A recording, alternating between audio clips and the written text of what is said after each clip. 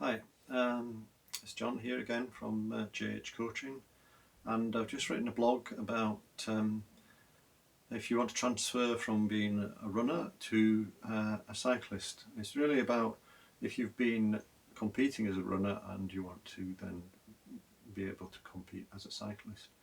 And what I found it to be the most successful approach is to basically keep training as a runner.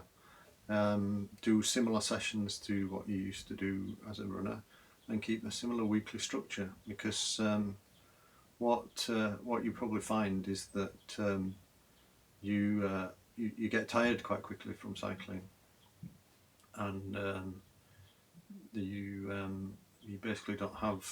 It's almost like you don't have that toughness or resilience to the different sport.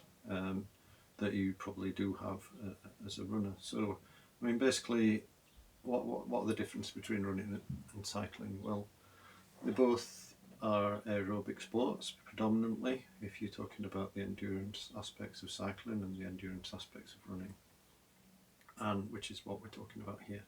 Is really my area of expertise. Aside from that, though, running has a very steady level of effort.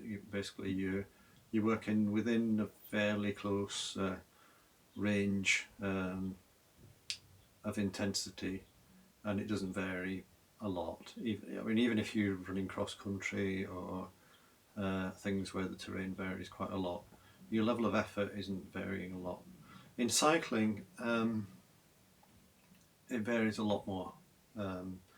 In time trials, perhaps not so much, but even if you do a time trial that's not completely flat, or if it's into the wind, you have to work much harder to ride into the wind.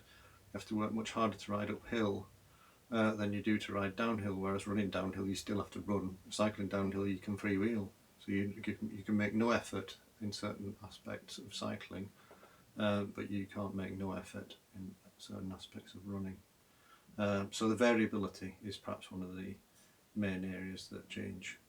In cycling, people tend to do mostly, perhaps the events are a bit longer, so you need sort of more endurance. But because you can freewheel or ride at lower intensity, then you can sort of, the overall effort level, the overall intensity, power, or whatever your average heart rate might be, is a bit lower. Basically, it has to be. And also, you probably get tired from long rides, or even sort of low intensity cycling. You may find leaves you a bit more fatigued because you're just not used to it. Your muscles aren't used to it. They're slightly different muscles, but you're better off than a cyclist trying to become a runner, because they wouldn't be used to any of the impact that comes with running, so they'd have really sore legs, as I've found with some of my athletes. So what's the thing to do? Because you don't have the resilience to fatigue that you would have if you'd been cycling for a long period of time, for several years, it's best to keep most of the sessions quite short, which is what you would have done as a runner. I mean, if you actually ran twice a day, it makes a lot of sense to cycle twice a day. Or if you can use your commute to work or school or whatever, or any activities any travel activities, and that's a great way to do multiple short sessions per day and build your fitness and resilience. And then you basically you need to do one long ride a week to develop the endurance fitness that you need. So what I would do is do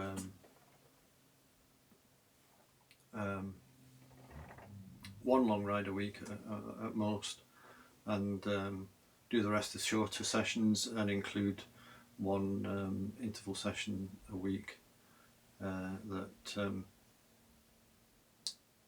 builds the type of fitness that you need for cycling. Now, this interval session can be it can be a running type session on the bike. So you could choose, if you did track sessions or hill sessions as a runner, then you could choose to do that session on the bike, and you basically then be building the muscles you need for cycling, the endurance you need for cycling, and the explosive power that you need for cycling, but you're sort of doing it systemically. Your body is used to training it in that way, and this is basically what I've found to be most effective. In fact, even with when cyclists, it works really well with beginner cyclists as well, because the beginners need a lot of recovery, and the short sessions aren't quite as fatiguing. I mean, eventually you have to do longer, high intensity sessions, but you know that comes with time, and but you can make quick gains by doing this. So great sessions to do are where you have to develop the explosive power, but also include some sustained riding. So a really good session might be to do 2 sets of 10 by 20 second sprints with 10 seconds recovery between each sprint. So basically you're working hard, then recovering, working hard, then recovering. Have 5 minutes between after the first set, do another 10, and then have a break, and then maybe do 4 by 4 minutes as hard as you can. So you basically then you're carrying some fatigue into the longer efforts, and then you've got to sustain these longer efforts, and that whole session will be aiming to build up your VO2 max on the bike.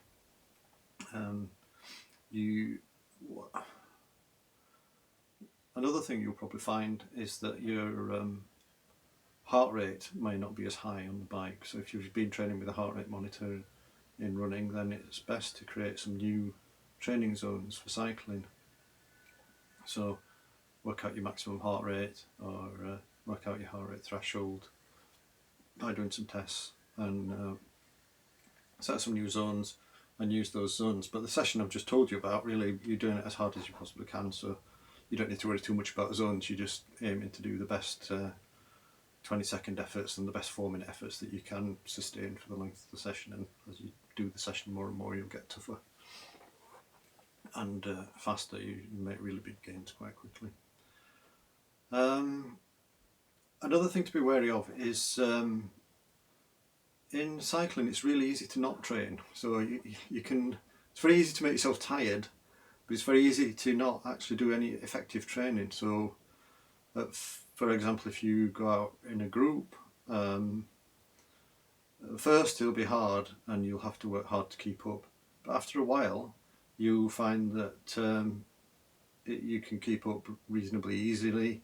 You may have to work a bit hard if you're sitting on the front of the bunch, but when you're sitting in the main sort of pack and they're just trundling along, if you actually have a look at your heart rate monitor, or if you've decided to use a power meter, you might notice that you're not actually in any sort of training zone. So basically you're building some sort of endurance fitness, but you're not really working your aerobic system, and therefore it's not really going to make you a better cyclist. All it's going to do is make you be able to sit on a bike for a long time, and if you're wanting to compete or even do sportifs, then that's not really what you want. You know, it's great to be sociable, it's a great activity, but if you want to get fitter, you have to make sure you're working at an intensity that gets you fitter.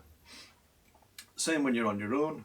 If you've been out running, if you're used to going for a run, even if you go for a long run, it might be quite easy, the intensity might be quite low, but you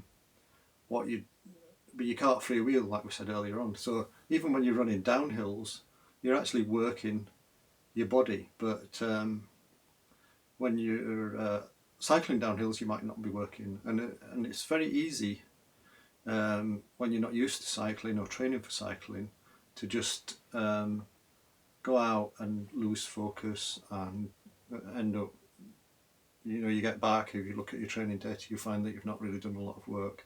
So the important thing to learn is on your steady endurance rides to focus. You have to keep an eye on your gadgets, and it's hard to do it with a perceived exertion, because your perceived exertion will be a bit all over the place because you're not used to cycling.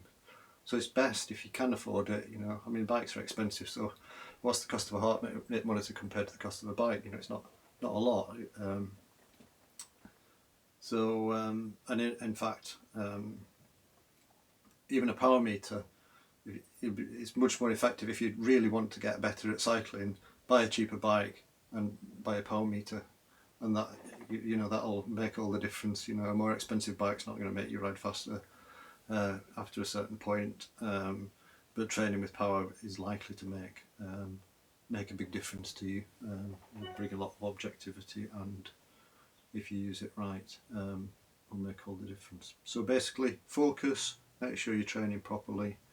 Make sure you get enough recovery. Do shorter sessions, and just do one long ride a week, and see how you get on. So good luck.